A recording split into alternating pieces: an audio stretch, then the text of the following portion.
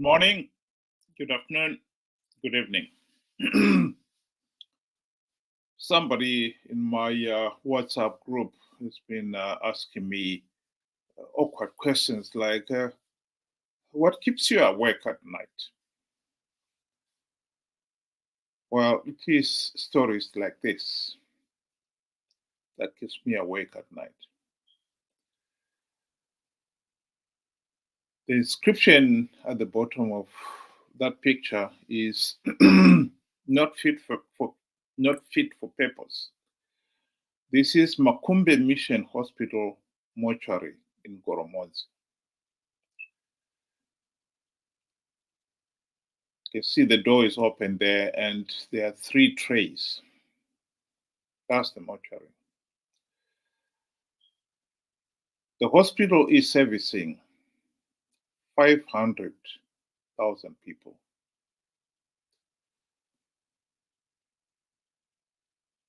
It is probably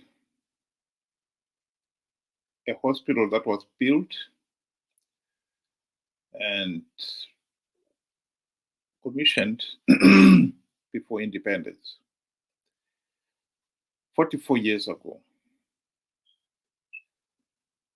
And ever since independence, there's not been any improvement at all. Population has increased, the facilities have not. This is a very familiar story in Zimbabwe. Many of the hospitals up and down the country, even provincial hospitals, they were in a better state in 1980 than they are today, 44 years after independence. We could not even maintain the same level of quality service. It is only the other day we're talking about Parenyatwa Hospital, a referral hospital in the country. And most of their equipment was not working. Somebody who was there recently was telling me the windows are broken, the floors are in terrible disrepair. It is very common to have no water, no electricity. This is a referral hospital. And Goromonzi would be considered a district hospital. And so if a referral hospital is in a sorry state, one can only imagine. Well, here we can see for ourselves the sorry state of Makumbe Hospital. What is annoying here is this is a country, Zimbabwe, that only last year gave all its judges $400,000 each, just a few weeks before the elections.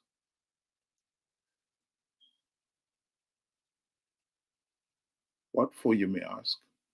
It was a bribe, pure and simple. Mnangagwa was facing an election. He wanted to win it. And what better way than to bribe the officials? Judges were heavily involved in the election.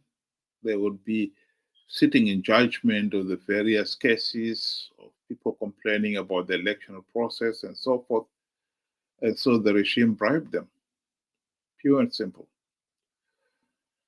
And those lower down the scale received similar bribes.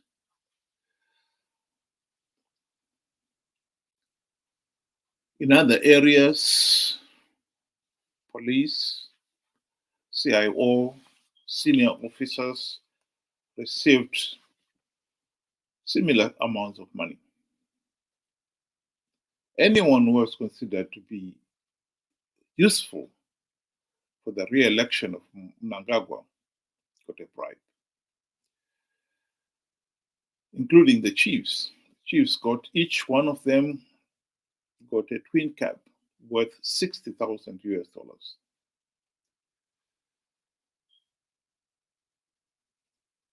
You would say, why didn't the members of parliament complain about it? That's why you've got these elected officials. How could they, when they had received their own bribes, or as we call it in Shona, muromo? They got their bribes in November 2020. All the MPs, senators got a housing loan, Mnangagwa called it, of 40,000 US dollars or more. Ministers and deputy ministers got a lot more.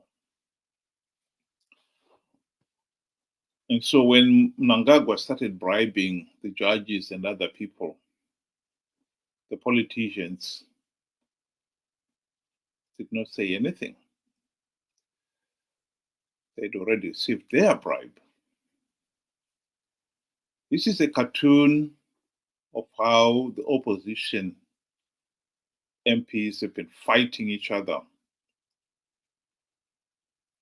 for the few seats that Mnangagwa normally gives. Zanu PF has been giving to the opposition to entice them to participate and to do Zanu PF's bidding. And so the country has now become the textbook case of a failed state, where resources are channeled on bribing officials or prestigious projects. Like last year, the country had a new parliament opened, built by the Chinese, worth $400 million. And right now, the country is in the middle of constructing a super highway, if you want, between HARARE city center and where the new parliament building is. 4 lanes going up, 4 lanes coming down. And yet, the country's health services all but collapsed. Education, the same thing. Millions of our people are living in abject poverty. And yet, no expense are being spared on those projects that benefits the filthy rich ruling elite.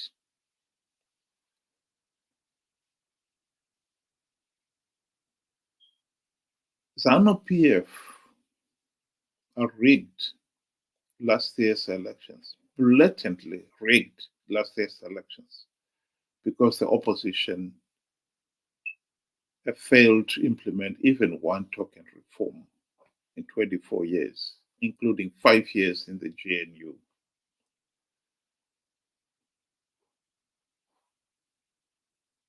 Why is it that the people of Zimbabwe themselves have failed, even after 44 years of independence, to realize that the country's political system has failed? Zimbabwe has, at the time of independence, had some of the probably biggest percentage of well-educated blacks than most other African countries at the time of their independence. Well educated. And yet we don't even have the common sense to say this is not right. The root cause of Zimbabwe's economic meltdown is the country's failure to hold free, fair, and credible elections. After 44 years in this day and age, you still find people who are failing to define what constitutes free, fair, and credible election, much less to demand the democratic reforms necessary to achieve it and get them implemented. 44 years after independence, in this day and age. That is most disheartening.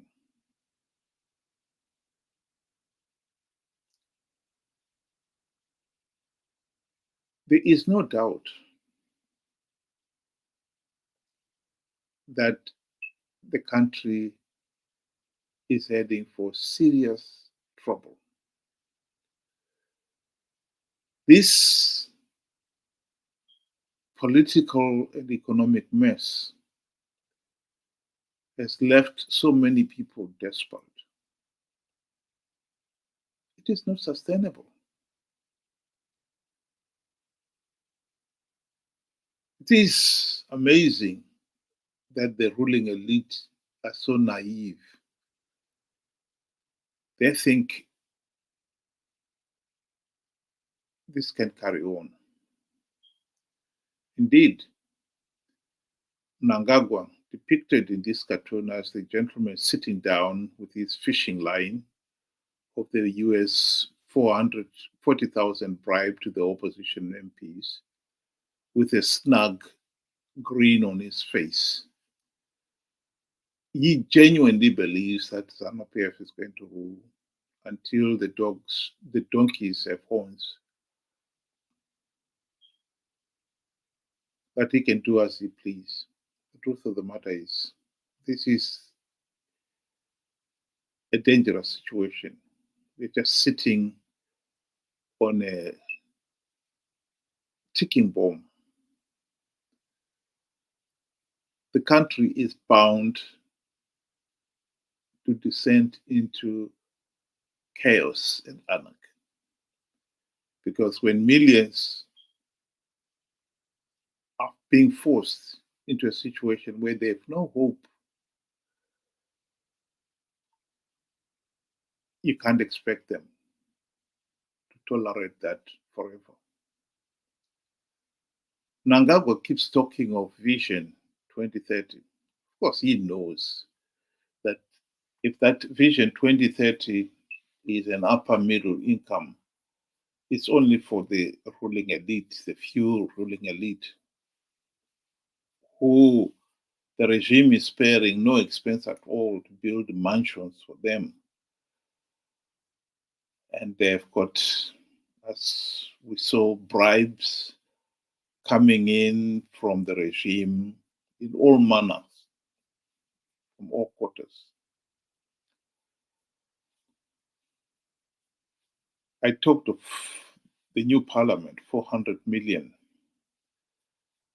The regime right now is building villas, 18 villas, supposedly to house SADC heads of state who are visiting in August.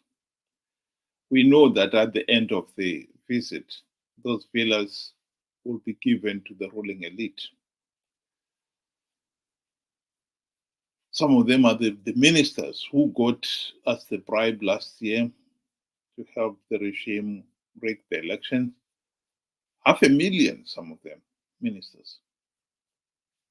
Housing loan, which they never repaid, of course. How much, what improvements would that have achieved, even if that 500,000 was used to improve mortuary services in all rural clinics and hospitals?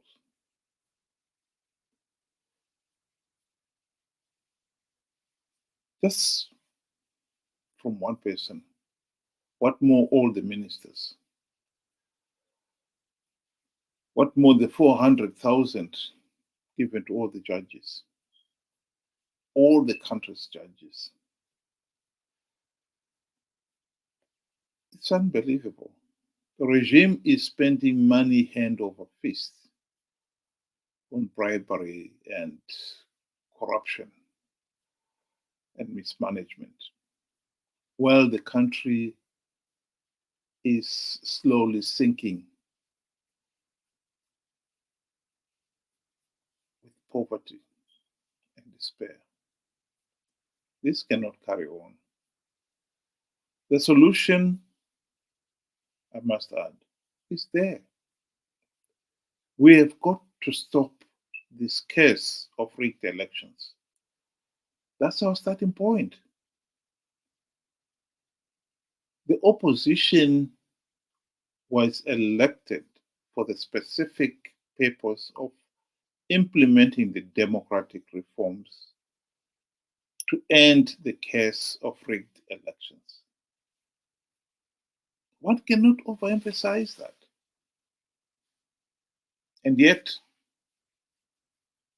after 24 years of the MDC CCC, not even one token reform has been implemented. And the opposition has been participating in these flawed elections post the GNU, knowing fully well that Zanu PF was rigging those elections, and that participating would only give Zanu PF legitimacy. I've often shown this quotation from David Coulter's book.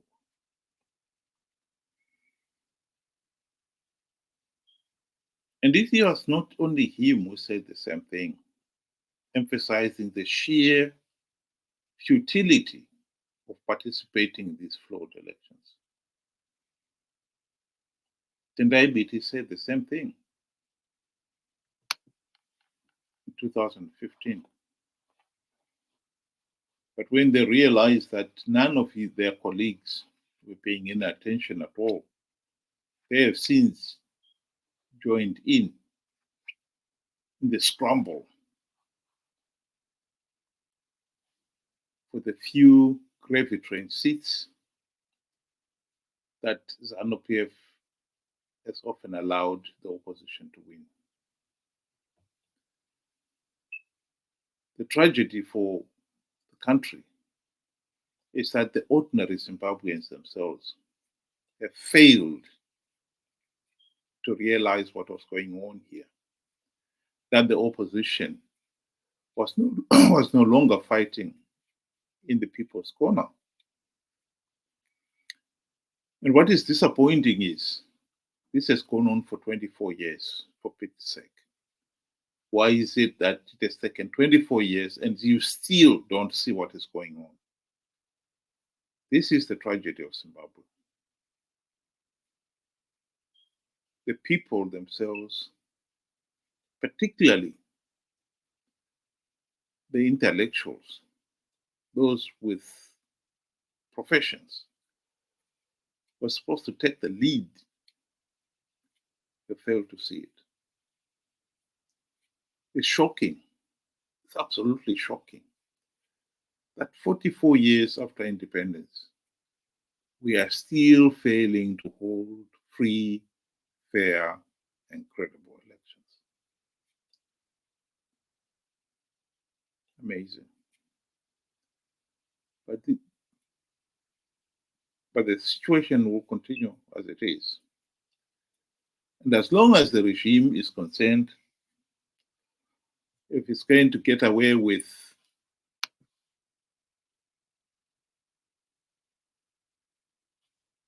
letting the masses starve while the rich get richer, that is exactly what the regime will do. This is a regime that is so focused on retaining power at all costs and enjoying the benefits of that absolute power.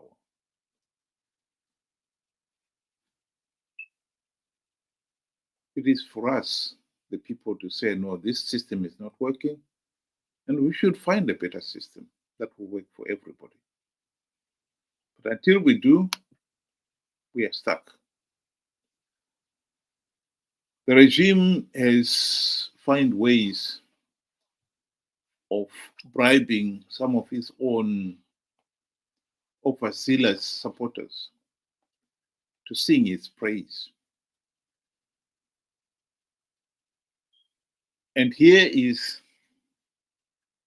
a video that was filmed a few weeks ago of Zanu PF supporters in Mashingo.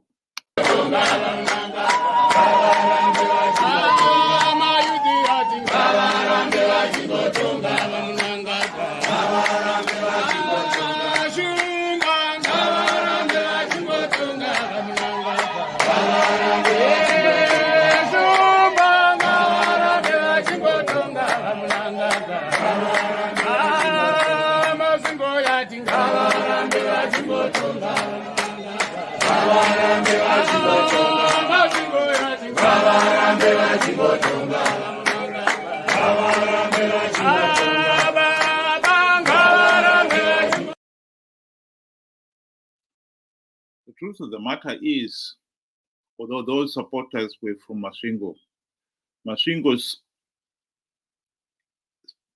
hospitals are in no better state than what we are seeing here. And they are singing that Mnangagwa should continue ruling. The truth is, we have got an electorate. Some of them have been brainwashed to the point where they are incapable of thinking for themselves. How can somebody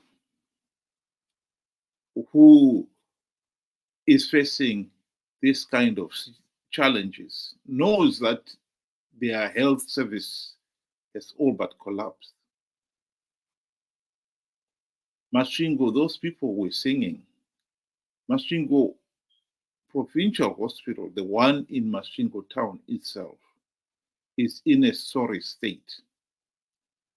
The other hospitals around Mashingo, they're in no better condition than what we are seeing here with Makumbe. And yet the same people are the ones who are saying Zanu PF must continue rolling. This is what the system does to you.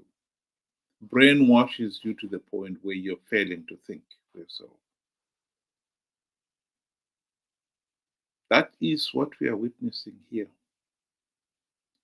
And I think it is the educated, particularly, who should be coming out very strongly and saying this is not right.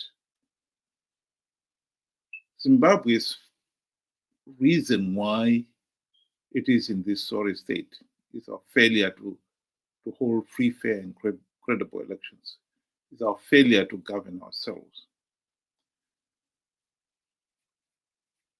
And to keep on believing that this can carry on is to failure to see that reality. There's really no excuse for it, not in this day and age. But this situation is not going to change as long as those in power are allowed to get away with it.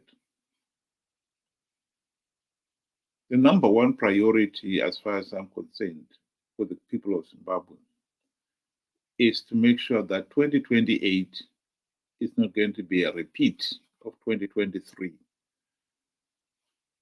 with people being conned into participating in another flawed election to give the regime legitimacy. We should have the common sense, at least, to say no.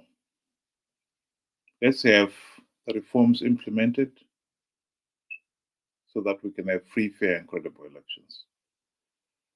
And since Zanu PF is not going to implement the reforms, and the opposition is determined to participate to give Zanu PF legitimacy as long as they get their share of the spoils of power in the form of a few gravitering seats, then it is up to the people themselves to realize that the opposition is no longer fighting in their corner. And they should stop participating. I repeat, if the ordinary people, ordinary Zimbabweans, had stopped participating in 2023, SADC would have had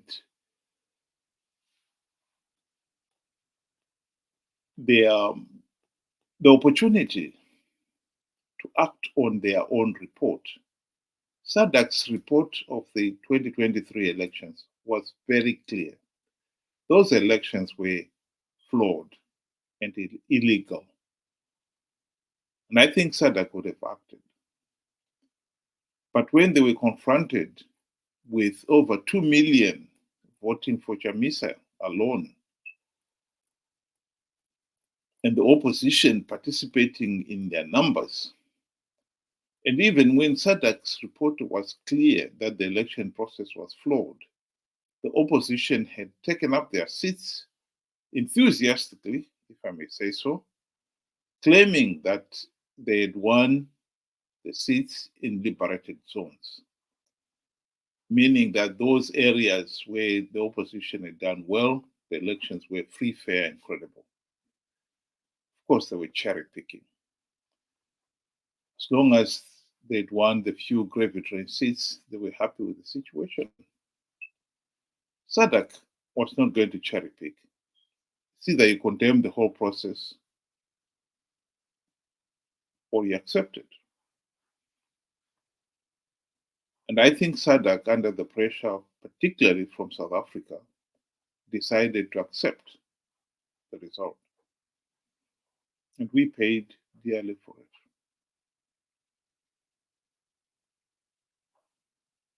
The report, if somebody was to read the full report of this Makumbe Hospital, they are forced to pile up dead bodies because they don't have the facilities. I think it is the most disrespectful way of treating the dead, particularly in a situation where you're saying this has been going on for 44 years, for crying out loud. If we can afford to spend so much money bribing officials, surely we should have spent some money making sure that facilities, healthcare facilities are fit for purpose. This is not going to end unless people themselves stand up and say, no, let's change it. That is the message I would like to leave with everybody tonight. And thank you very much for those who are able to join tonight. And I hope to meet you again in the near future. Thank you and good night.